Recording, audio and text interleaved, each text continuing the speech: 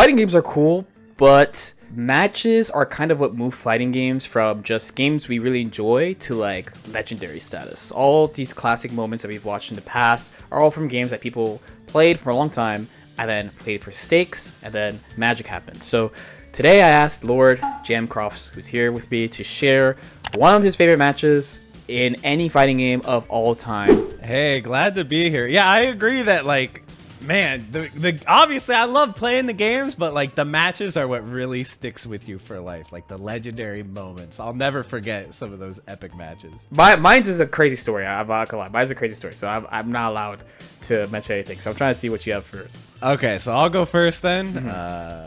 I went back to Super Street Fighter 4. This was the year 2010. And, you know, I've done a lot of, like, match analysis videos on my channel. And usually, a lot of my, like, favorite matches, I pick them because, like, oh, like, it had this amazing gameplay, or there was this new tech that no one had ever seen before, or something like that. But this one, I'm going to be honest, this is purely vibes-based. This is a pure vibes match, okay? Because I believe this was either my first or second major that I went to. This was, yeah, Seasons Beatings in Ohio. What year was this? 2010. I was there. Oh, nice. I'm pretty sure. At Momo too. Yeah. The bowling alley. The karaoke place. Yeah. The bowling stuff was in the corner. I know because they had Blaze Blue Grand Finals in the bowling alley. That's why. I don't even remember there being a bowling alley. I remember Daigo falling asleep on the couch. That was epic. But yes, so what's cool about this match to me? Not only was it cool because I was but a newcomer to the fighting game community, so seeing all this hype was really new to me. By the way, two of my friends are in this. I'm not gonna dox them, but they're these guys here, and they just grabbed these seats right here near the front, and they were like, "Bro, we're never getting up," because like all the hype stream matches were played right here. So they were like, if we get up, someone's gonna take these chairs. So they just sat in these chairs for like 8 hours and just watched every match. So that was a pro move. So they got to see a lot of hype matches, including this one, TwistedJago versus Daigo.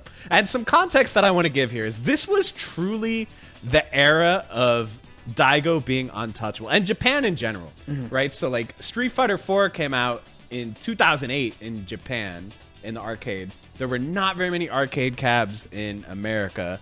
The console version didn't come out till 2009, and then this was like 1 year after that. So it really felt like Japan still was they still had their head start from the original version, and just because Japan has such a tight-knit culture of like everyone grinding at the arcade, they were so good, man.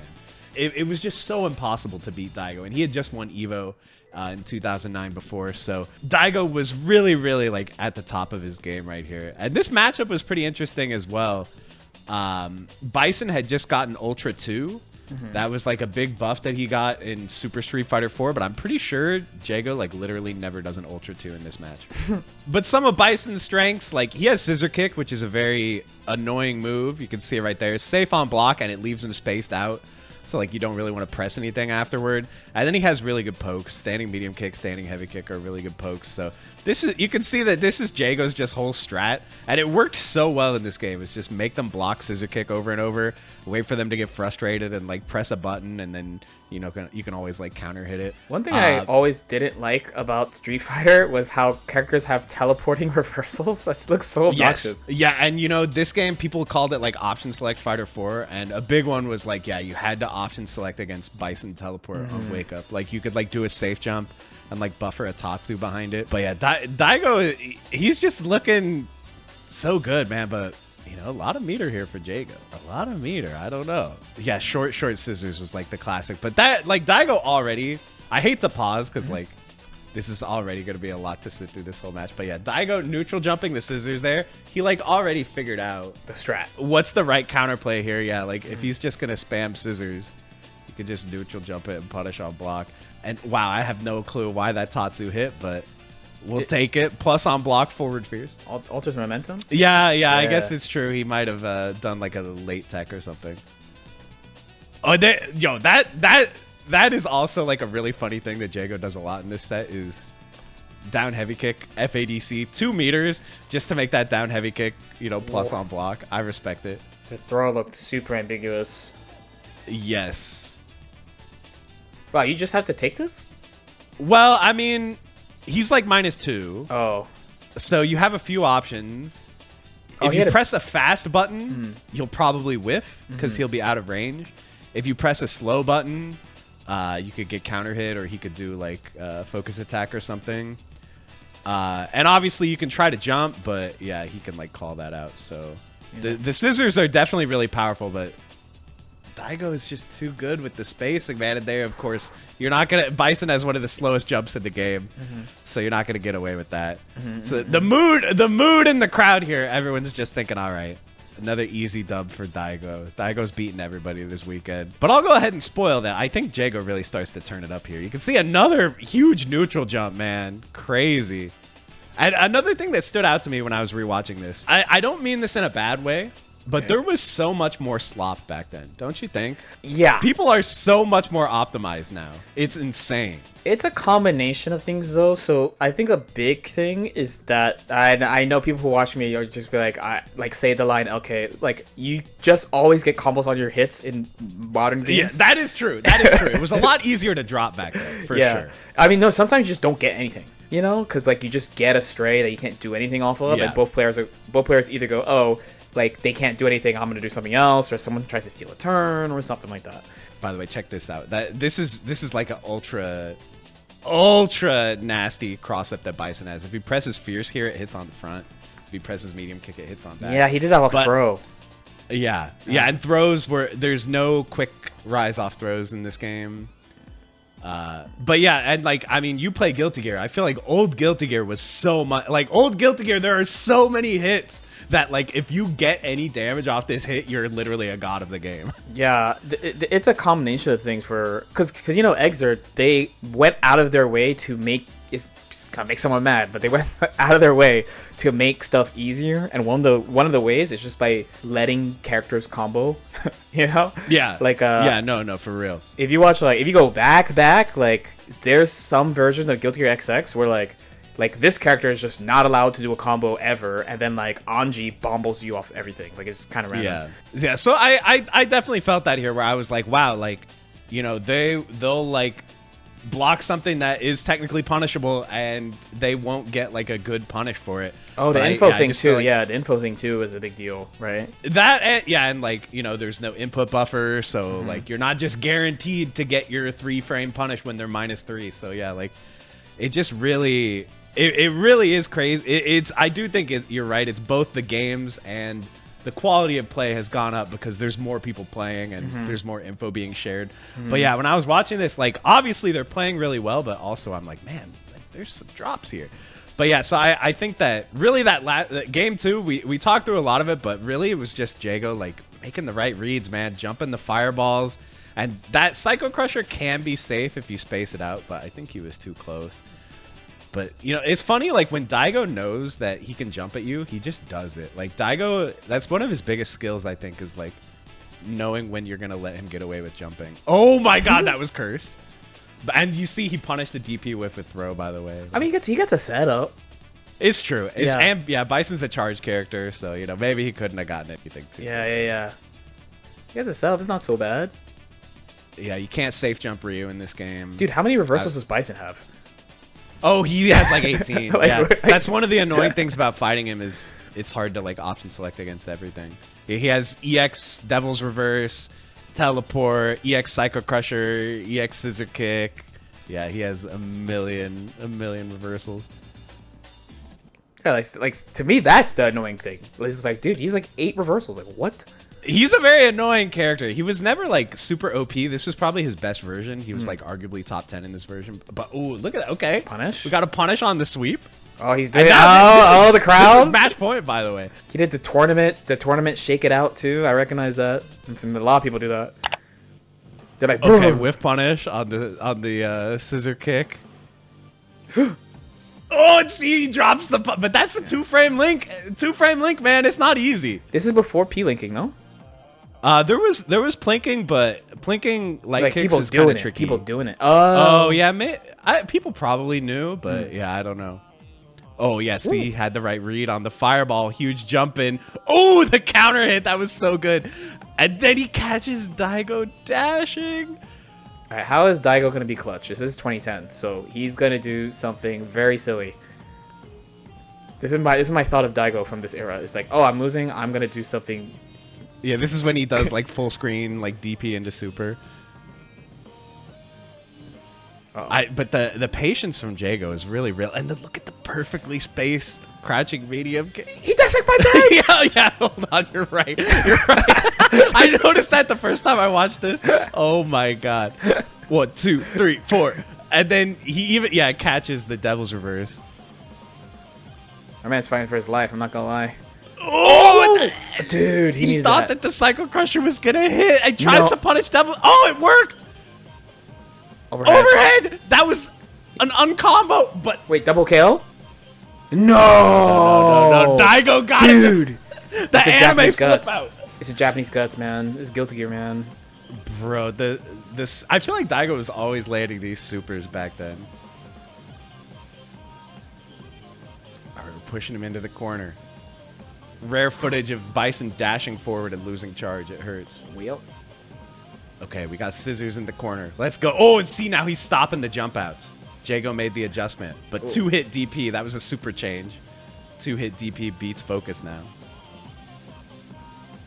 Ooh, crouching medium kick. Max range, but got caught by the sweep.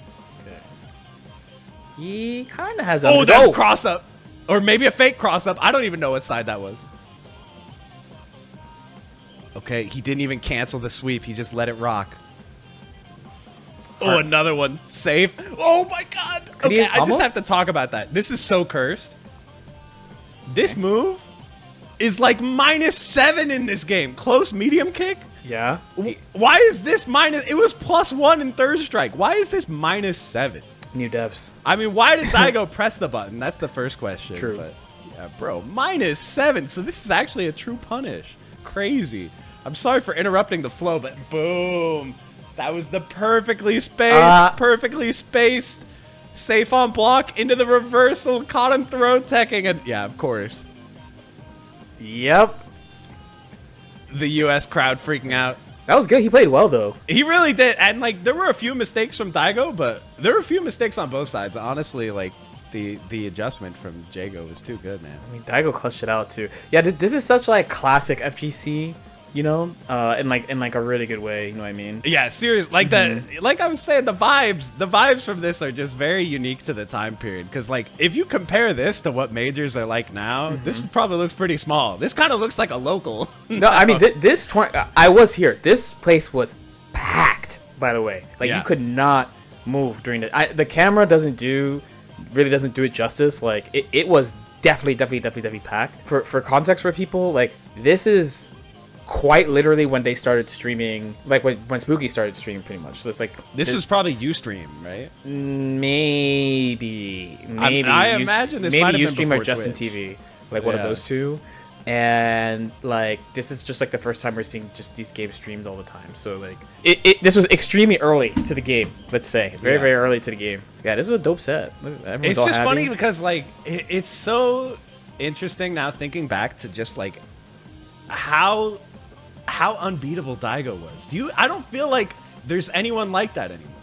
Now it feels like, you know, every major, you know, it's so hard to retain the title now. Yeah, no, I definitely agree. I new killers are popping up so often.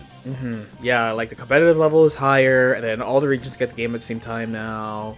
And then everyone travels everywhere now. Like there's more at stake, and then there's also like the game design too, kinda. You're right. But I think that thing is more overstated when people are like, man, like they make the games to be random. I'm like, dude, the same people are doing well all the time.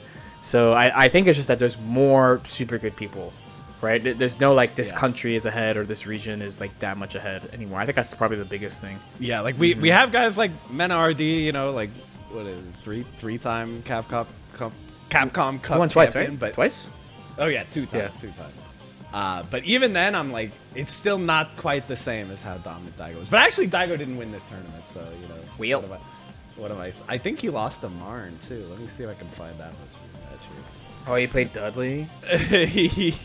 I think that this was in top 32. Marn actually sent Daigo home with. Oh, it's called The Blow Up. Yeah, he definitely sent Daigo home.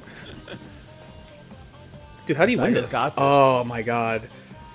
Yeah. I said, how do you win this? Ultras, how? Yeah. He died? Dude. Yeah, Ultras did a lot, man. Dude, and the crowd, dude. Oh my god. Okay, time for me to be mean, dude. This is the thing that I hate when people get hype for stuff like this. It makes me so sad. For a wake up Ultra? Dude, it did so much damage. It's like he was gapping the whole time, and then like the super did like 60%, and he won, and people are losing their mind. And he shouldn't have thrown the fireball. He shouldn't have thrown the fireball. It didn't do 60, but it did a lot. He shouldn't have thrown the fireball. Oh my god. Pain. Anyway, he shouldn't have thrown the fireball. True. He shouldn't have thrown the fireball. This is so bro, this is actually like I'm feeling the pain of nostalgia right now. I wonder if I'm in. Do you think that's me right there? Is that you? I think that might be me and my friend Jay. It kind of looks like me when I had hair. Hair and no beard. That DLC Crofts? That legitimately might be me. Yeah, that's my friend Jeff. Yeah. I will say 100%. I'm not in this screenshot, bro. I'm somewhere And that's else. Frankie G. There's like even with this amount of pixels, that's Mike Ross, right? There's like so many people. I'm playing Where's Waldo? Obviously, Flash Metroid. Anyway, I'll stop going through all the nostalgia bomb. I'm gonna have to explain this what I'm about to show you. Okay. I'm about to show you. This is a very special match to me. I really like. I'm not playing, by the way, as if you couldn't tell. I'm not playing. It's not one of my matches. I actually made a video about this when Guilty Gear Strive came out because I love this match so much. So I think it's just like a perfect time. You probably have not heard of this. This is from Guilty Gear XX Accent Core, and this tournament so it's happening in Japan. So it's a single elim 4 vs 4 tournament, and the goal is to beat one person. There's a Venom player named N Otoko who basically players would know him as like a Rachel player, for example, who I think he got top 8 at Evo, but he did not win. But he was just like a super good Rachel player. He always plays these like zoning type characters, and the goal was to beat him. He's on a team by himself with 4 stocks, and this is the grand final, so he makes the finals. The whole point is just to beat him. You mean literally the point is or like that? That's just how the tournament ended up. The big goal of this tournament is somebody has to beat him. I see. But he beat everybody in the bracket, so he's in grand finals on a team alone. He just has 4 lives. So that's like written in the rules. Is like, yeah, there's this one guy with 4 lives, and if you beat him, you win the whole thing. I actually don't know that detail, but like the tournament is literally called like Analytical Bounty Hunt or something like that. Oh my god. Okay. And this sounds cool. The grand final. So he makes grand finals alone. And you might be like, well, he has 4 lives, so like how is that fair? But it's not like he can like counter pick or something. He has to play Venom. And there are people playing all sorts of characters like Testament and stuff like that. It's a single limb, so like if you just lose, you lose. So in his first match, you have Accent Core Eddie. He's really cheap in his version. Like he's got unblockables. You know the meme about Guilty Gear XX being unblockable until unblockable is because of this character, right? Yeah. It is a meme, by the way. You know sometimes I say funny things about XX, but it is a meme. It really is just like this, you know. And he's doing his pressure, but my man's space control and awareness and just like overall preparation, you know, like one thing about watching that Daigo versus TwistedJago is like you're like, oh, he's always ready to like DP or jump in the right spot or something. And from my perspective, it just looks like he's just really prepared. I mean, he lost, but it's just like looks prepared for these situations. And that's what Enotoko is really good at, right? So once he gets his control situation, he's just really hard to pin down, and he just always has stuff on the screen. Venom, you know, when you hit the balls, they have like hitboxes. You can run behind them. You can take time to set things up, run behind them. And the real thing that's impressive here is how he's preventing Eddie from getting started. Because the big thing is that like once the puppet character starts being a puppet character, you're kind of screwed. You get mixed over and over and over and looped. And again, he has unblockables. So that round, it was basically all neutral. He was losing so badly, and then he just never got touched again. Yeah, it's all neutral, all neutral. This is the thing that quote unquote real fighting game players respect, end quote, right? Right. So it's just all neutral. Eddie is super cheap this version, but like I don't actually know how good Venom is. I've heard mixed things. In the original video I made, I was like, oh, he was considered mid tier, and then like a friend of mine was like, lol, why did you say he was mid tier? And I was like, because people told me he was mid tier in this game. I don't know. I mean, this is such a skill expressive game. I feel like that. You know, people can do ridiculous stuff with a lot of characters. And Arc 6 is pretty good at making characters like that, right? So again, it's just all neutral. He's chilling, just controlling the situations. Like a nice high. That's another high. He does another instant overhead. That's cost meter. So he gets a bomb off this, and he drops the game-winning combo, but it doesn't matter. So that's one character down. You know, it's already we're revisiting points from the previous match. Like, again, like, stuff was just hard back then, man. Yeah, this game has like no buffer. Here's Slayer, he just got out of his drive. And there's a 6 song playing, but you can't hear it because I have the song muted. But he's just gonna protect space, gets the instant overhead, into a combo. Oh my god, why is this doing so much?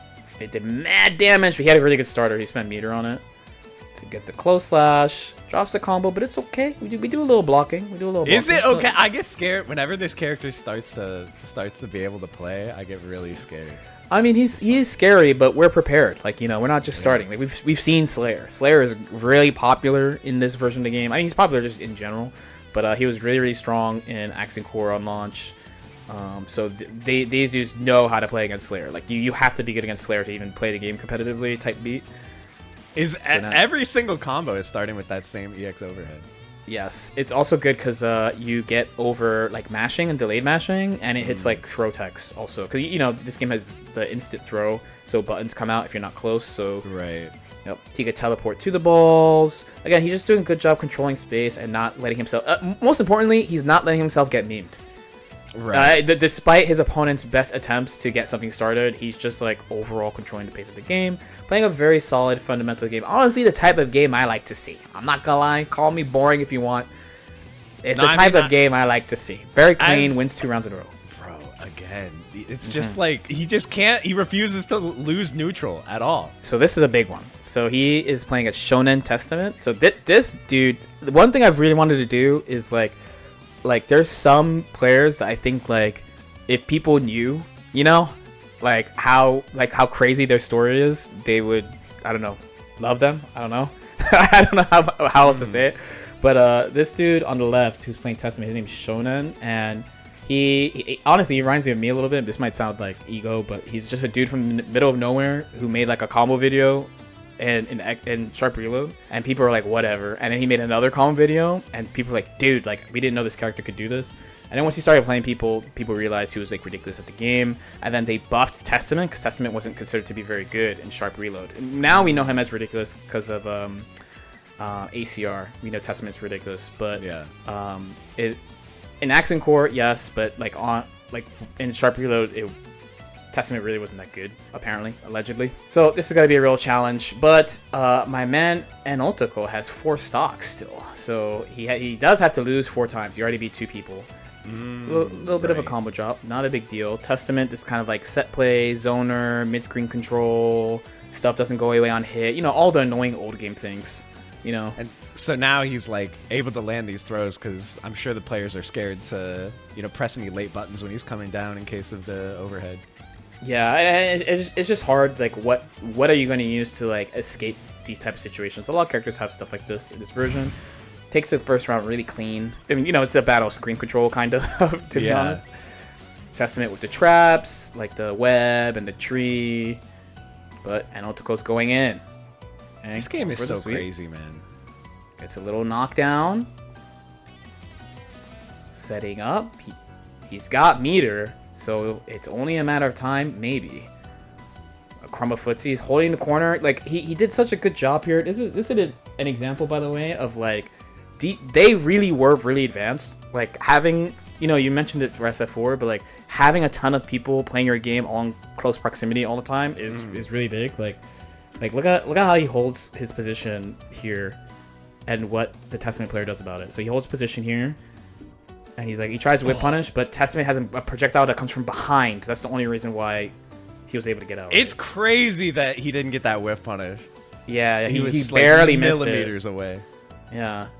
So he's got the screen control. He's going in. Plus, there it is. Bombo dead. Okay. But still, like they're having a nice back and forth. This is definitely more competitive than the previous game, right? Mm-hmm. Starting with the trade, stays out on trade. Yes, sir. Okay, pulls way up. Stalls, amazing air stall. Gets the throw. Gets a nice little setup here. Gonna get a combo, and my man is cooking now. Except he dropped the combo. Be like that sometimes. Oh my god. My man is cooking. My man is cooking. How could you possibly come back from this, right? That must be what you're thinking. Well, pixel of health, Venom's not Japanese. How do you win this? And you start, it all starts with a knockdown. Okay. Base of burst. Overhead block in the air. Ooh, okay. Still has the Chicken corner block. control. Ooh. One small detail is that when you in air instant block moves, you reset. Oh, you reset your air options when you block moves in the air, but moves have a lot of block stun. But when you use air instant block, you remove like double the block stun you normally would on the ground. So they air instant block and double jump to try to like get out, but Analytical uses sweep to try to catch the landing. What did Testament do right there to get hit by that ball instead? He tried to counter. Oh. Okay, there's a mash. Still has the corner control. Still plus. Already blocked. Look at the defense until. Okay. So that's 3 in a row. That's 3 in a row. Remember, this is grand final. So Analytical only has to win one more time, and the tournament is over. And so many of these have been comebacks too. That's yeah. crazy. A lot of these have been comebacks, and these are like the best players of the game right now. Yeah. Right. So this is no small feat what my man's about to do. Now there's one small problem. The GOAT is about to sit down. Oh no. One of the only fighting game players I'm actually truly a fan of. And one of the reasons why I picked this match is because I need some people to put respect on my goddamn GOAT. It's Woshige Millia. Of course, yes. We can't let Woshige be resigned to a meme, right? No. I refuse. And I got reminded of it because it like just happened at Combo Breaker. Someone's like, "Oh, he pulled a Woshige." No, we're done. I'm using my clout for good. We're going to erase it because I'm going to show you why Woshige is the GOAT Millia of all time. This is also why I use that color when I play Millia. The blue color is because of him. I don't play this game, but I have to imagine that this is a frustrating matchup for Venom, right? Yes. It's such a mobile character. How are you going to keep her out? This is just a masterclass of Millia versus Venom, pretty much. So Millia is kind of made to beat Venom. So all of Venom's flaws are shown by Millia. So the big things you're going to see is that it's impossible to actually get her to stop moving with the balls. And then a lot of stuff that Venom does, either he's just generally vulnerable or in counter hit state. There's a weird thing in old games where like just things are not counter hits, you know, like supers aren't counter hit punishable and stuff like that. But Venom has a ton of stuff that's all counter hit. And then on top of that, like he has to like set things down, and like this character with 2 air dashes and like a air fireball is just coming at you nonstop. Ooh. And he has no reversal, so once he gets knocked down, he dies. And he doesn't have a lot of HP. And this version of Millia specifically does a lot of damage, which is not that common for Millia. So every time he hits him, basically it takes about at like 3 hits, 1 hit and 2 mix-ups to win. Which is ridiculous for a mix-up character with like actual unseeable mix-ups. So he gets the pin, and he's just using it to like either avoid stuff or just target things that are counter hit. With the pressure. Yeah, he caught him trying to do a defensive option. It did a lot of damage into overhead block, but plus.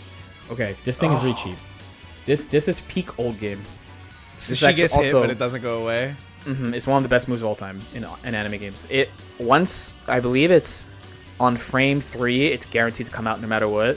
And this 5H means that Eno tried to do a throw, right? Because it's old Guilty Gear, so there's no throw-off animation. So Woshige gets hit, but the disc comes out and hits him anyway, and then you just die. That's tough. Yes. So that's one life down. Okay. One life down.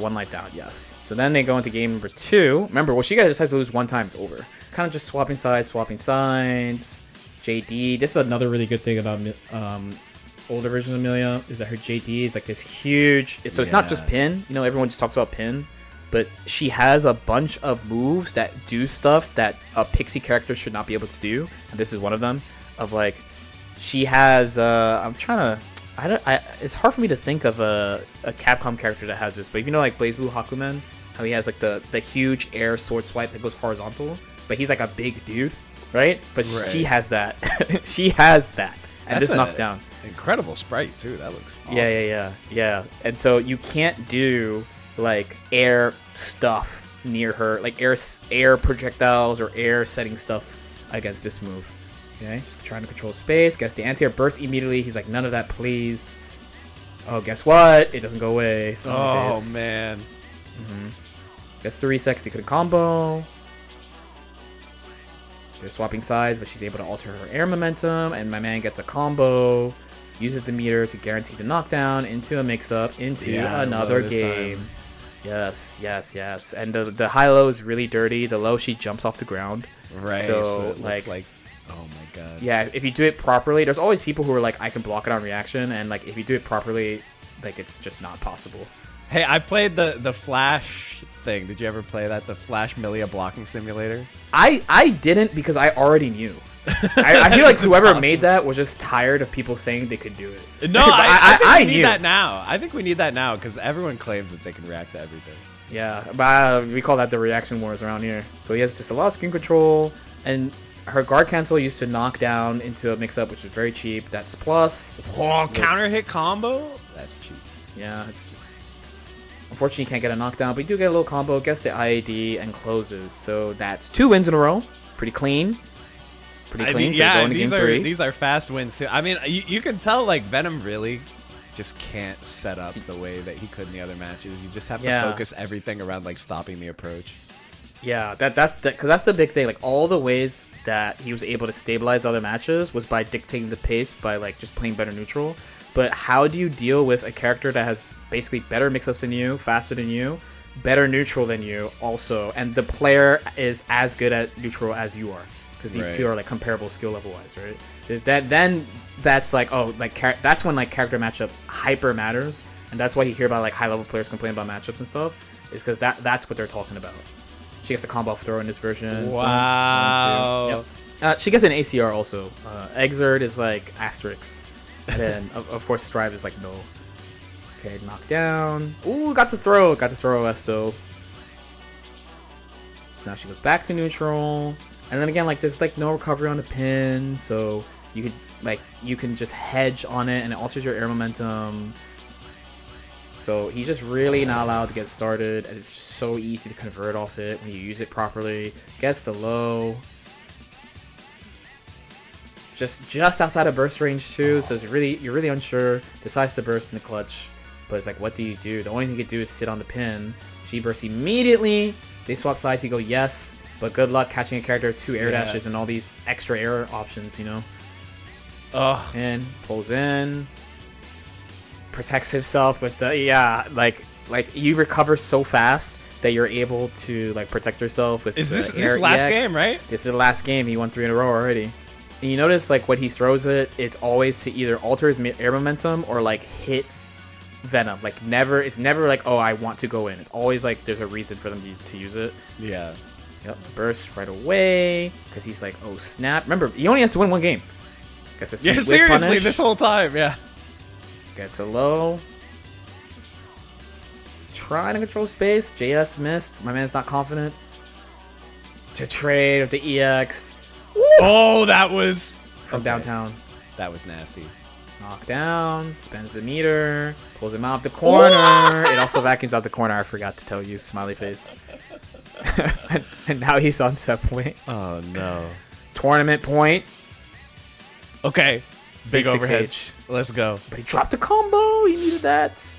Protecting himself, but Millia just gets out immediately. She is like the only one who's been able to just get past that vertical orb. Oh no. Overhead connects. KD, D. Bad Moon spends the meter. Overhead hits. Oh no. There's the blast burst of the tournament, maybe. Gets a jump H. Dead. Oh. Look, everything in me, I acknowledge how hyped that is. Like, okay, like you made it all the way to the end. You had to win 4 games in a row without dropping a single one. Like, absolutely incredible achievement. But honestly, that hurt me to watch, man. No, that was hype. I love it. As a zoner enjoyer, it hurt me just to see my man getting rushed down and mixed like that. Oh, the pain. No, streets love that. I need people to put respect on my man's name. Okay, that's true. That's the GOAT. That's the Millia GOAT. He maneuvered all those zoning, all the teleporting. My man just slipped, just slip. Get in, get the knockdown. It was so clean. Can you imagine how it feels to win that? Like, oh yeah, I'd be feeling. Do you think that you're just like living off that for like the rest of your life? Like, bro. I don't know. Different people. Some people like I've met tournament players who like don't care. Like they're like super sweaty and super good, and they just like don't care. Where there's like other stuff where like personally, if I did this, I would be like I'm sick, but I wouldn't like hyper feel myself because this is a pretty advantage match for Millia. So I would be actually more upset if I didn't do it. You know, that's true. Like, it's more kind of like I should be able to do this, and the main challenge is like this guy's just ridiculous, but like matchup wise it's fine. The loss aversion would really kick in. That's for sure. But there are definitely sets and things that I've done where I'm like, dude, like you can't tell me anything, bro. Yeah, you can't tell me anything after this. So it just depends on the type of person you are. I feel like I don't care about the matchup. If I won 4 in a row like this, you know, last game, last round, bro, you're never hearing the end of it. I would let it go to my head. That's why I'm not a pro player. I don't have the attitude that it takes to be successful, because I would immediately be like, I'm the best. That's it. I mean, there are people who definitely do that, dude. You could just hop on Twitter real quick after this. You have Twitter now, so you know you could just hop on real quick. Oh yeah, what year was this, by the way? This let me see actually. I'm gonna guess that it was what 2007. No wait, did I? 10. Okay. Okay, this is not planned. This is pretty much happening the same time as the season's beatings. Let me look.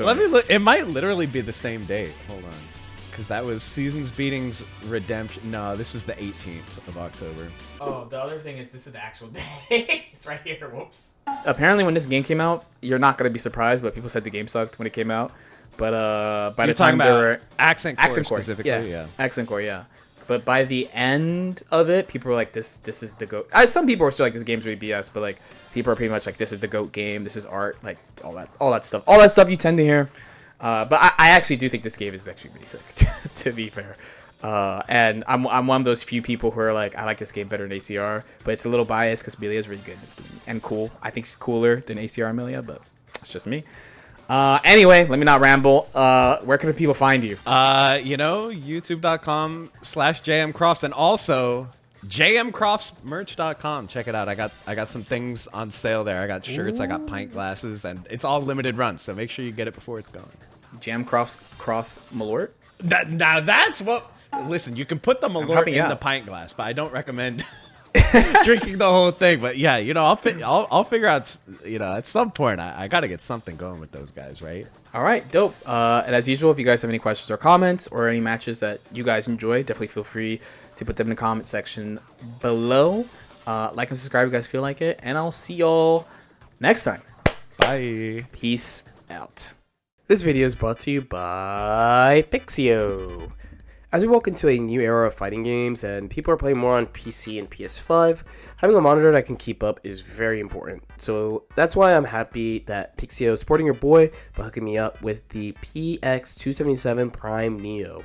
So the PX277 Prime Neo has a 27-inch display, 1440p resolution, 180 Hz refresh rate, and a 1 millisecond response time. So I picked this mostly to try to have as low latency as possible, but if your needs don't match mine for some reason, then you could visit pixiogaming.com to see more models and deals. Thanks again to Pixio for sponsoring this video.